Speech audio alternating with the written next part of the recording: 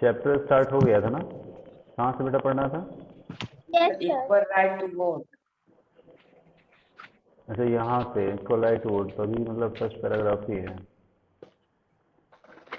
आप सभी लोग ने कुछ इस चैप्टर को रिवाइज किया हुआ है? तो बस खोल ले। देखिए, this is the first heading, right? और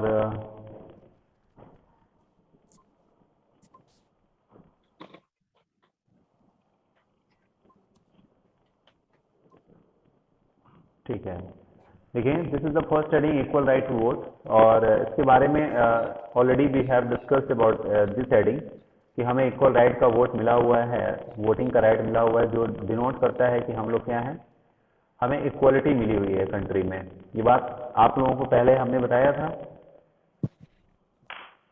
Yes, sir. Yes, sir. है ना? यही बात तो हमें दिखाती है कि हमें वोट देने का राइट, जैसे यहाँ पर हमने पिक्चर में देखा था कि लाइन में सब लोग खड़े हुए थे, राइट? इसके बारे में मैंने डिस्कशन किया हुआ था। वही हेडिंग है, इसमें कुछ नाम होंगे, उन नेम्स पर हमें फोकस करना है। जैसे इक्वल राइट टू वोट में आपको देखना है, the story ever begins with Kanta standing in the line to cast her vote. ये स्टोरी जो स्टार्ट होती है वो कांता की स्टोरी से स्टार्ट होती है। कांता एक वर्कर है, डोमेस्टिक वर्कर है, घरेलू काम करने वाली, घर में काम करने वाली एक महिला है। लेकिन आज वोट डालने का दिन है, इसलिए वोट डालने वो खड़ी थी। आपने ऊपर पिक्चर में देखा था, मैंने कहा भी था वो जो पिक्चर में स्टोरी है उसको आप लोग पढ़ लेंगे, राइट? तो देखिए, लुक अगेन, पढ़ा होगा आपने, look again at the very people who are standing in the line with her. बहुत सारे लोग उस लाइन में खड़े थे। Kanta recognizes her employer.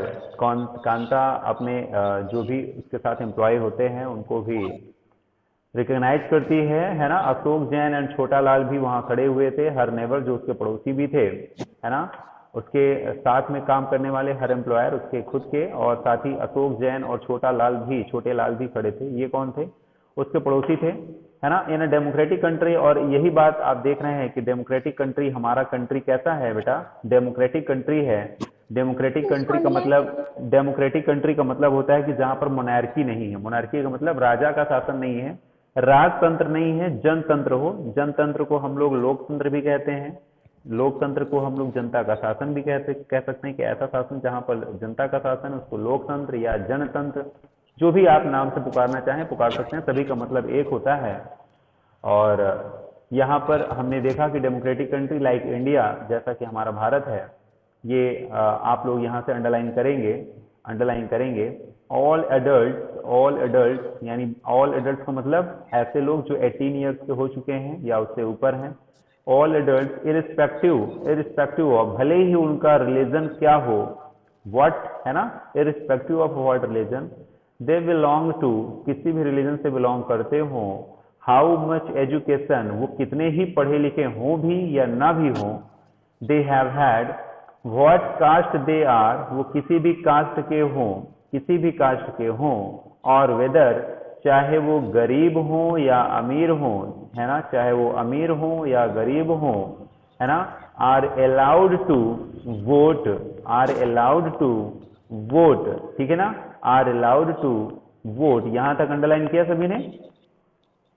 Yes, sir. Yes, ठीक है। sir. इसके बाद इस लाइन को आपको नहीं अंडरलाइन करना, इसको नोट नहीं करना है। इसको आप चाहें तो आप लोग कट कर दीजिए या नोट नहीं करना है। ये केवल आपको बता रहा है कि क्लास 6 में आपने पढ़ा था, ठीक है? बाकी ऊपर वाली लाइन जो आपने अंडरलाइन किया था उसके बाद सीधे इस लाइन को जोड़िए, is called universal adult franchise. Universal adult franchise. अब क्वेश्चन पूछा जाएगा, what is universal adult franchise? क्या है यूनिवर्सल एडल्ट फ्रेंचाइज? तो आप बोलेंगे कि यूनिवर्सल एडल्ट फ्रेंचाइज का मतलब होता है कि वो सभी लोग जो एडल्ट हैं, है ना?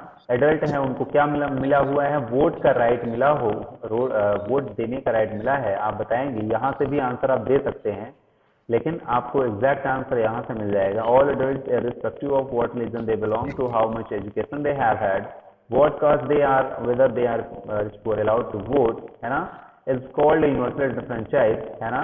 एंड फिर आगे भी इसमें जोड़ेंगे, is an essential aspect of all democracies, ये हमारे डेमोक्रेसीज का सबसे महत्वपूर्ण पहलू है।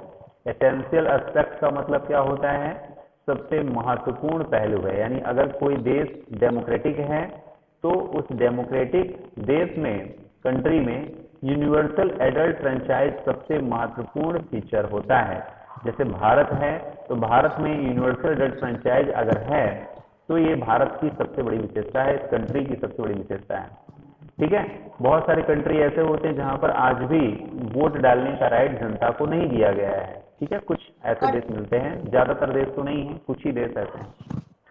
आगे देखेंगे, the idea of universal adult franchise is based on the idea of equality. यहां से भी अंडरलाइन करेंगे आप कि the idea of universal adult franchise, ये जो यूनिवर्सल एडल्ट फ्रेंचाइज का जो आइडिया है यानी विचार है, ये किस पर आधारित है? तो आप कहेंगे द आइडिया ऑफ इक्वालिटी पर आधारित है। किस पे आधारित है? Idea of equality. बिकॉज आपका इस लाइन का मतलब ये हो गया कि जिस कंट्री में यूनिवर्सल एडल्ट फ्रेंचाइज है उस देश में इक्वालिटी है, लेकिन जहां पर यूनिवर्सल एडल्ट फ्रेंचाइज नहीं है वहां पर इक्वालिटी नहीं है। और यूनिवर्सल एडल्ट फ्रेंचाइज होता क्या है, मैंने बता दिया। यूनिवर्सल का मतलब होता है, अगर हम इसको अलग अलग भागों में तोड़ें, ब्रेक करें, तो समझ में आता है कि यूनिवर्सल का मतलब होता है सार्वभौमिक, यानी सभी लोग उस क्षेत्र में, उस देश में रहने वाले सभी लोग। एडल्ट का मतलब होता है वयस्क, जिनकी एज 18 ईयर्स या उससे ऊपर हो चुकी है। फ्रेंचाइज का मतलब होता है अधिकार, मताधिकार, मत देने का अधिकार। वो सभी लोग जो 18 ईयर्स के हो चुके हैं या एडल्ट हैं, जिन्हें हम एडल्ट कहते हैं, उनको मत देने का अधिकार, उसी को हम शॉर्ट में बोलते हैं या बोलते हैं यूनिवर्सल एडल्ट फ्रेंचाइज। उम्मीद है आपको समझ में आ गया होगा। क्लियर है? Yes sir. यस और सर। जहां पर यूनिवर्सल एडल्ट फ्रेंचाइज होता है वहां पर क्या होती है? इक्वालिटी। यानी आपके चैप्टर का भी नाम है ऑन इक्वालिटी, और आपके चैप्टर का नाम है ऑन इक्वालिटी, तो आप ये कहेंगे कि सर इक्वालिटी वहीं होगी जहां पर यूनिवर्सल एडल्ट फ्रेंचाइज होगा। यानी जिस कंट्री में यूनिवर्सल एडल्ट फ्रेंचाइज नहीं है यूएई में भी वोट देने को नहीं है ना? इक्वालिटी नहीं होगा। यूएई में, यूएई में सर। हाँ, वहां पर अभी बहुत ऐसे अरब कंट्री जो हमारे अरब देश हैं, वहां पर इन सब चीजों की बाध्यता है, वहां ये चीजें नहीं देखी जाती हैं।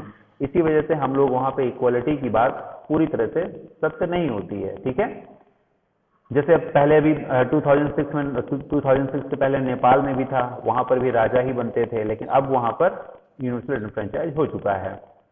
देखिए अब क्या दिया है आगे, because it states that every adult. अच्छा, यूनिवर्सल एडल्ट फ्रेंचाइज किस पे बेस्ड होता है? तो आपका सीधा सीधा आंसर आएगा इक्वालिटी। क्वेश्चन पूछा जाएगा एग्जाम में, क्वेश्चन दिया रहेगा, ऐसे ही पैराग्राफ से निकाल के क्वेश्चन दे देगा, लिखा रहेगा universal adult franchise is based on the idea of, और ब्लैंक दे देगा, 4 ऑप्शन दे देगा, इक्वालिटी, इनइक्वालिटी, है ना, कुछ भी ऑप्शन दे देगा। तो आपको जो स्टूडेंट्स यहाँ पे क्लास में पढ़ रहे हैं उनको सीधे पता हो जाएगा कि यहाँ पर तो इक्वालिटी हमने पढ़ा था, तो ऑप्शन में भी क्या सही होगा? इक्वालिटी ही सही होगा। ठीक है, ऐसे ही क्वेश्चन बनते हैं, इसलिए बुक को ध्यान से पढ़िए। आगे दिया है, इट स्टेट, ये बताता है that every adult in the country, Bharat में रहने वाले यानी जितने भी कंट्री में रहने वाले एडल्ट हैं, इरिस्पेक्टिव ऑफ देयर वेल्थ, वो किसी भी उनके पास पैसा हो या ना हो, या किसी भी वेल्थ का मतलब क्या होता है? धन से, किसी भी कम्युनिटी के हों, मतलब हिंदू हो चाहे मुस्लिम हो, है ना, इस्लाम धर्म को मानने वाले हों चाहे हिंदू धर्म को मानने वाले हों, चाहे क्रिश्चियंस हों चाहे बुद्धिज्म हो, वो कोई भी हो, सी बिलोंग्स टू हैव 1 वोट, उनके पास एक वोट का अधिकार उनको मिलेगा, चाहे वो कैसे भी हो, उनको वोट डालने का एक राइट मिलेगा। अच्छा, एक व्यक्ति कितने बार वोट डाल सकता है बताइए? एक बार। सर एक ही बार डाल सकता है। सर एक बार। बस एक बार ही डाल सकता है। Yes sir. यस क्यों? क्यों दोबारा डालने जाते हैं तो भगा देते हैं क्या हुआ? सर उनके पास डाटा रहता है किसने डाला है। Very good, very good. उनके पास डाटा रहता है, उनके पास लिस्ट रहती है, मैंने बताया था ना आपको, वो लिस्ट रहती है, उस लिस्ट में आपका नाम रहेगा, जो मिला लेंगे कि हाँ आप इसी एरिया के हो तभी वोट डाल सकते हो। ऐसा नहीं कि आप चित्रकूट में रह रहे हो और बांदा में कहीं वोट पड़ रहा है तो आप जाके बांदा में दे आओगे, सतना में जाके वोट पड़ रहा है तो सतना में दे आओगे, क्या नहीं दे सकते? क्यों? आप जहां के रहने वाले हो उसी एरिया में जब वोटिंग पड़ रही है तभी आप वोट डालते हो, और वोटिंग देने के बाद आपकी नेल्स में स्याही भी लगा दी जाती है जो छूटती नहीं है 2 से 3 दिन में, है ना। कि आप सोचो कि मैं अपने एरिया में तो हूँ तो चलो मैं अब अभी वोट डालने सुबह दे दिया हूँ, वोट सुबह वोट डाल दिया हूँ, शाम तक मैं फिर से एक बार जाके वोट डालाऊंगा, ऐसा नहीं होगा, है ना।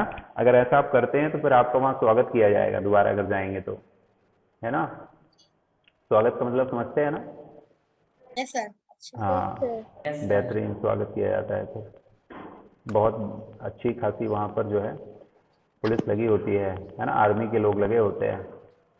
Kanta is excited to vote. अब कांता आज वोट डालने के लिए बहुत एक्साइट है। जब आप लोग भी 18 ईयर्स के हो जाओगे ना तो आप लोग भी वोट डालने के लिए बहुत ज्यादा एक्साइट रहोगे, और होना भी चाहिए, है ना, क्योंकि अपने देश में रहते हैं तो अपनी कंट्री में जब भी वोटिंग पड़े तो दौड़कर वोट डालने जाना चाहिए। दौड़ने का मतलब ये नहीं कि आप लोग अपने घर से दौड़ते हुए जाओ, दौड़ने का मतलब आपकी एनर्जी से है, ठीक है, कि बिना किसी लेट के आपको वोटिंग डे में जिस दिन वोटिंग पड़ रही है उस दिन पहुंचना चाहिए, लाइन में खड़े होकर वेट करके, चाहे 1 घंटे बाद नंबर लगे, 2 घंटे बाद, है ना, 4 आवर्स 5 आवर्स कितने बाद भी लगे, आपको जाके वोट डालना चाहिए।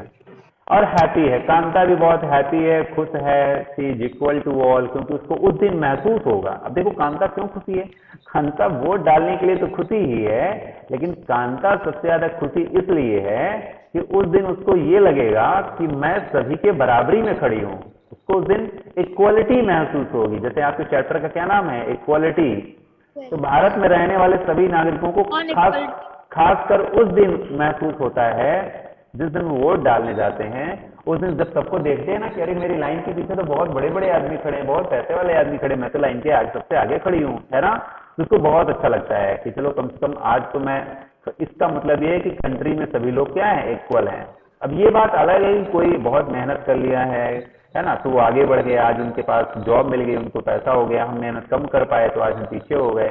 लेकिन गवर्नमेंट तो हमें क्या कर रही है, गवर्नमेंट तो हमें इक्वली देख रही है ना, इक्वली ट्रीट कर रही है ना, है ना।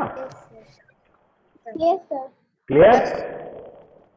Yes Yes, sir. sir. Yes sir. यहाँ ये पैराग्राफ समझ में आया आपको। Yes, sir. यस सर आ गया सर। Yes, sir. हाँ, यही हेडिंग है इस क्वेश्चन का। अब देखिए क्वेश्चन आपके हाफ ईयरली एग्जाम में, एनुअल एग्जाम में ऐसे ही क्वेश्चन, छोटे छोटे क्वेश्चन, शॉर्ट आंसर टाइप के क्वेश्चन बन जाएंगे। आपसे बोला जाएगा 50 एंड 60 वर्ड्स में आंसर राइट करिए। अब आपको हेडिंग दे दी जाएगी इक्वल राइट टू वोट, इसको एक्सप्लेन करिए।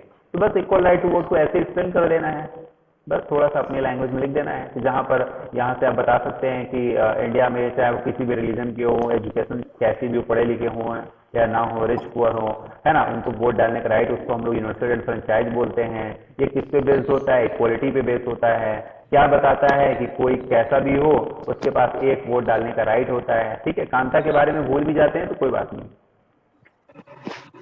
लिख देते हैं तो अच्छी बात है। अब देखिए आगे क्या दिया है, but as her days goes on Kanta become less certain about what is this equality really means. Daily routine की तरह कांता को भी थोड़ा कम ही महसूस हो रहा है निश्चित रूप से कि दिस इक्वलिटी रियली मीन्स, इसका जो वास्तविक मतलब है उसको आइए देखते हैं। What is that makes Kanta unsure, let's take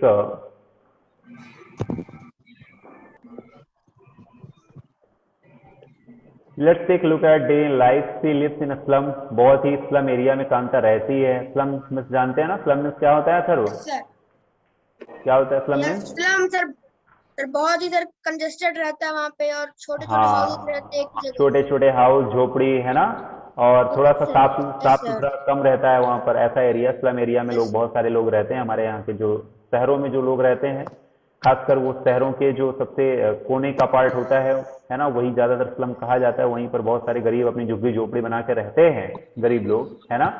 has a drain, अब देखिए, and has a drain behind her house, उसके घर के जस्ट पीछे क्या है, ड्रेन है, नाली भी है। तो जो नाली की जो बैड स्मेल है वो भी आती होगी। हर डॉटर इज सिक, उसकी जो लड़की है, बिटिया है, वो बीमार है, ठीक है ना। But she can not take a day off from work, लेकिन इसके बावजूद भी वो क्या कर रही है, वो डे ऑफ नहीं कर सकती। डे ऑफ का मतलब क्या है, डे ऑफ का मतलब कि छुट्टी नहीं ले सकती, क्योंकि वो किसी, मैं बताया ना कि वो डोमेस्टिक वर्कर थी, एक अपनी मालकिन के यहाँ काम करती थी, है ना, तो उससे छुट्टी लेना पड़ता है ना उसको।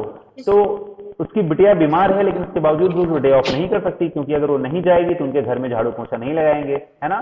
क्योंकि जो उनकी मालकिन है, मैडम है, वो झुककर पोछा लगाना नहीं जानती हैं, है ना, खाना बनाना नहीं जानती हैं, है ना, उनकी कमर में दर्द हो जाएगा। इस वजह से उनको लगता है कांता को कि मुझे जाना चाहिए, है ना, नहीं मेरी मालकिन बेचारी परेशान हो जाएंगे, है ना। Because she needs to borrow money from her employers, है ना, because she needs to borrow, उसको पैसे भी लेने हैं, है ना, अपने उधार भी लेना है, जो उसके एम्प्लॉयर्स है ना, उसके एम्प्लॉयर्स जैसे कांता के साथ में जो जैसे कांता जैसी और भी कोई मान लीजिए लेडी हैं, तो सोच रही थी कि मुझे उनसे भी कुछ पैसे लेने पड़ेंगे, है ना, to take her child to the doctor, doctor के पास जाने के लिए। भाई डॉक्टर के पास जाएंगे तो डॉक्टर ऐसे इलाज तो करेगा नहीं, कह रहे आइए कांता जी हम आपका इलाज करते हैं, है ना, ऐसा नहीं कर देंगे, पैसे लेंगे। हर job as a domestic help, है ना, हर जॉब उसकी जो जॉब है as a domestic help tire her out and finally she ends her day by again and again standing in a long line, है ना। और इस तरह से दिन प्रतिदिन उसका जो दिन है वो ऐसे ही लंबी लंबी लाइनों में गुजरता है। This line in front of the government hostel, वो देखती है कि गवर्नमेंट हॉस्टल में क्या है, एक लंबी लाइन लगी होती है। भाई गवर्नमेंट हॉस्टल क्या होता है, शहर में एक होता है, फ्री होता है, और उसी हॉस्टल में सब लोग पहुंच जाते हैं। गवर्नमेंट हॉस्टल में सभी लोग पहुंच जाते हैं, ठीक है ना। और गवर्नमेंट हॉस्टल में वैसे ज्यादातर तो आजकल गवर्नमेंट हॉस्टल में हर जगह फ्री ही होता है, फ्री पर्चा वहाँ होता है और दवाएं भी फ्री मिलती हैं।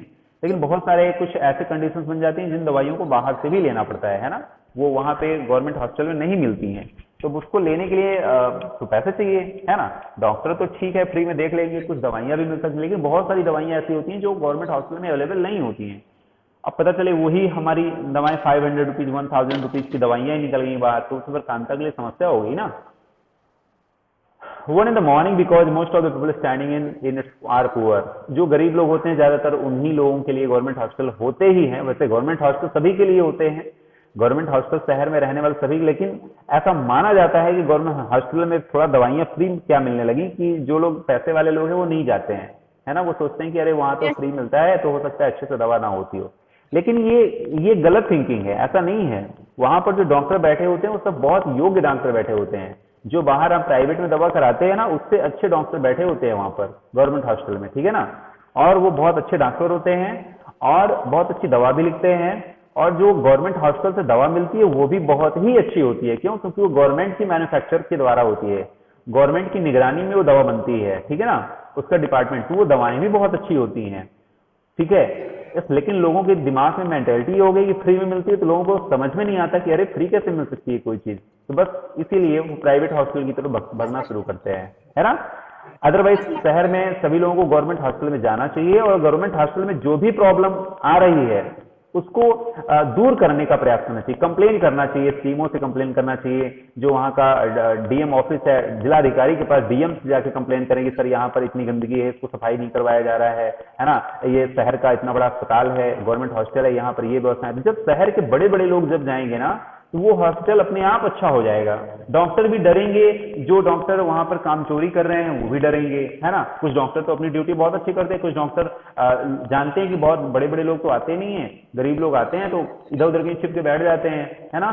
तो ऐसे डॉक्टरों की भी कंप्लेन की जा सकती है, और जब उनके ऊपर हम लोग लगा, देखिए हम हमारे लिए तो बैठे हुए हैं ना डॉक्टर, डॉक्टर किसके लिए बैठे हुए हैं? जनता के लिए बैठे हुए हैं। गवर्नमेंट उनको इतनी लंबी लंबी सैलरी देती है ना, 70-80,000 1 लाख रुपीज, इतना ज्यादा पैसा देती है गवर्नमेंट उनको, समझ में आ रहा है? वो किसके लिए देती है? आप लोगों की सेवा के लिए ही देती है, आप लोगों की सेवा के लिए ही, कि जनता को ये अच्छी दवाइयां दे सकें, अच्छा सा इलाज कर सकें। इसलिए थोड़ी देती है कि आप 1 घंटे बैठो, उसके बाद फिर जाके छुप के कहीं बैठ के चाय पी रहे हो, चुस्की ले रहे हो, बाहर लोग लाइन में खड़े हैं इधर, है ना, परेशान हो रहे हैं, इसके लिए गवर्नमेंट थोड़ी देती है। तो अगर गवर्नमेंट के पास जब भी कंप्लेंट जाएगी तो फिर गवर्नमेंट क्या करेगी? उनका भी स्वागत करेगी, है ना, देखेगी अच्छा तो आप यहाँ हैं, उनकी फोटो लेके भेजिए कि देखिए बढ़िया बैठे चाय पी रहे हैं, इनका टाइमिंग क्या है, इनका टाइमिंग अलॉट किया गया था कि 9 o'clock से 2 o'clock तक इनको इसी कुर्सी पर बैठना था, लेकिन इस कुर्सी में केवल कितने घंटे बैठते हैं? 1-1.5 घंटे बैठते हैं, बाकी टाइम पूरे हॉस्टल में घूमते रहते हैं। और ये रियलिटी है, ये सच्चाई है, ज्यादातर हॉस्टल में आजकल ऐसा ही देखने के लिए मिलता है। वो इसलिए भी है क्योंकि आप सब लोग मिलकर हॉस्टल में नहीं जाते हैं। जब आप सब लोग हॉस्टल में जाएंगे, आपके पेरेंट्स जाएंगे, तो ये लोग अच्छे से काम करेंगे, ठीक है ना। वो डॉक्टर अच्छे होते हैं बट वो अपनी ड्यूटी को भूल जाते हैं, डॉक्टर बहुत अच्छे होते हैं, उनको सब कुछ नॉलेज होता है, बट वो अपनी ड्यूटी भूल जाते हैं कि हम लोग बैठे किस लिए हैं यहाँ पर, है ना। तो इसलिए उनको अपनी ड्यूटी का एहसास भी हमें दिलाना चाहिए। एजुकेशन लेने का मतलब भी यही होता है, ठीक है। हालांकि जो प्राइवेट हॉस्पिटल होते हैं वहां पर ऐसा देखने के लिए नहीं मिलता है। प्राइवेट हॉस्पिटल में जाइए तो आपको डॉक्टर टाइम से मिल जाते हैं, बैठे रहते हैं, है ना। चाहे वो कोई आप ट्रस्ट देखें या कोई आप प्राइवेट हॉस्पिटल देखें, वो जो होते हैं वहां पर डॉक्टर बैठे होते हैं। क्यों? क्योंकि उनको पता होता है कि हमें जो सैलरी मिल रही है तो हम इसी वजह से मिल रही है, काम अच्छा नहीं करेंगे तो हमें हमारी कोई कंप्लेन कर देगा, हमें तुरंत निकाल दिया जाएगा। गवर्नमेंट हॉस्पिटल में होता है कि हमारी कंप्लेन भी हो जाएगी तो उनके पास बहुत ज्यादा बचने के चांसेस रहते हैं। लेकिन अगर कोई व्यक्ति कंप्लेन करने पर आ जाए और किसी डॉक्टर के पीछे पड़ जाए तो फिर वो डॉक्टर को परेशान होकर अपना काम करना ही पड़ेगा, ठीक है, क्योंकि वो उसकी रिस्पॉन्सिबिलिटी होती है। क्योंकि डॉक्टर को सब लोग भगवान का दर्जा भी तो देते हैं ना, कि ये हमारे गॉड हैं, गॉड का दर्जा भी तो देते हैं। तो आप गॉड की तरह ट्रीट करिए। ये थोड़ी है कि अब कोई भक्त आया है तो आप भाग जाइए। गॉड की तरह ट्रीट करना चाहिए, राइट। गॉड का मतलब होता है कि आप अगर बैठे हैं वहां पर तो आप इलाज करिए, ठीक है। तो आपको पढ़ने से ये फायदा मिल रहा है कि देखिए कांता जैसे जो लोग हैं, डोमेस्टिक वर्कर हैं, उनके अगर बच्चे बीमार होते हैं तो आप लोग भी अगर बड़े होकर डॉक्टर बने तो कम से कम ये काम आप लोग जीवन में ना करें, ये मेरी उम्मीद है आप लोगों से, ठीक है। ये पता चले आप लोग भी बहुत मेहनत करो, बहुत पढ़ाई करो, और अच्छी पढ़ाई करने के बाद आप लोग कई अच्छे डॉक्टर बन जाओ, मान लो कुछ भी जॉब मिल जाए आपको, और फिर अपनी ड्यूटी से भाग जाओ, है ना। तो ये काम गलत होता है, क्योंकि गॉड तो सबको देख रहा है, गॉड सबको देख रहा है। जो अच्छा काम कर रहा है उसको भी देख रहा है, जो बुरा काम कर रहा है उसको भी देख रहा है, ठीक है। इसी तो नेक्स्ट हेडिंग है हमारी अदर काइंड्स ऑफ इक्वलिटी। अब दूसरी तरह की इक्वलिटी क्या होती है, ये तो हमने वोटिंग में देख लिया एक प्रकार की इक्वलिटी। अब दूसरे टाइप ऑफ इक्वलिटी क्या होती है उसको भी हम लोग देख सकते हैं। तो देखें, Kanta is one of many people who live in a democratic India. Kanta जैसे भारत में बहुत सारे लोग ऐसे होते हैं, है ना, who have the right to vote, जिनके पास राइट का वोट तो होता है, but whose daily living and working condition, लेकिन जो उनका प्रतिदिन का काम है, करने का तरीका है, जो उनका रहन सहन है, आर फार फ्रॉम इक्वल। कितनी इंपॉर्टेंट बात लिखी है, आर फार फ्रॉम इक्वल, मतलब बहुत दूर होता है। मतलब वोटिंग को लेकर तो समझ में आता है, वोटिंग को लेकर तो समझ में आता है कि उनको क्या मिला हुआ है, हैव अ राइट, उनको राइट मिला हुआ है क्या देने के लिए, वोट।